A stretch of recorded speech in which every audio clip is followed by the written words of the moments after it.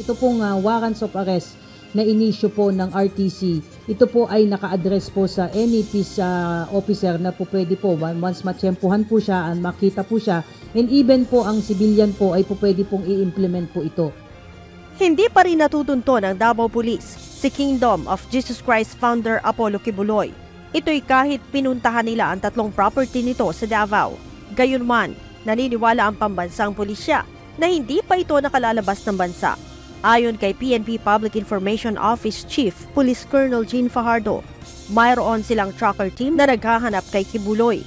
Ang lead team po na naghahanap po sa possible location po ni Pastor Kibuloy ay yung pong Davao Region, Davao Police po natin. Kasama po nila yung CADG na nag-create din po ng tracker teams para po pangunahan po yung pagsaserve po ng warrant of arrest. At kasama din po natin dyan yung National Bureau of Investigation. Sinabi pa ni Colonel Fajardo na obligadong humarap sa otoridad si Kibuloy para sa kanyang kaso at hindi pwedeng abogado lamang nito ang laging nagpapakita.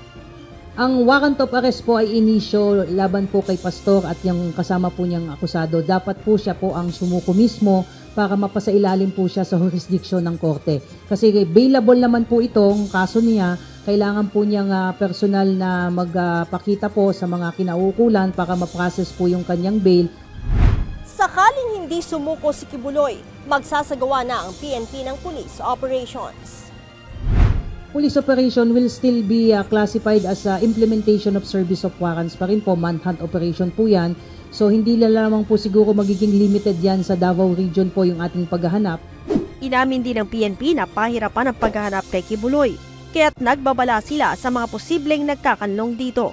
Maaari po kayong maharap sa kaso kung sakasakaling mapapatunayan po na nagkakanlong po kayo ng isa pong tao. Hindi lamang po ito limited kay Pastor Kibuloy na kaso. Ang isang tao po o sino mang individual na magkakanlong sa isang taong pinaghahanap po ng batas ay maaari po kayong mapailan ng kaso for harboring a wanted persons po. Nanawagan din ang PNP sa mga supporters ni Kibuloy na isuko ng maayos ang kanilang founder.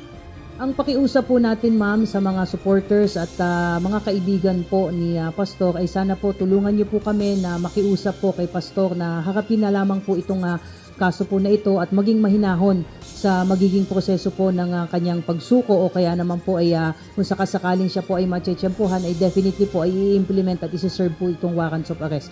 Respetuhin po natin yung judicial process at on the part of the PNP ay isisiguraduhin naman po natin doon sa mga supporters, mga mahal sa buhay at kaibigan po ni Pastor, nare-respetuhin naman po natin yung karapatang pantao ni Pastor. Ang 5 co-accused ni Kibuloy ay sumuko na sa NBI at 3 sa mga ito ang naglagak na ng piyansa kahapon sa kasong child abuse. Nea Ilagan, UNTV, News and Rescue. Diyos ang aming sandigan, serbisyo publiko ang aming pinahahalagahan.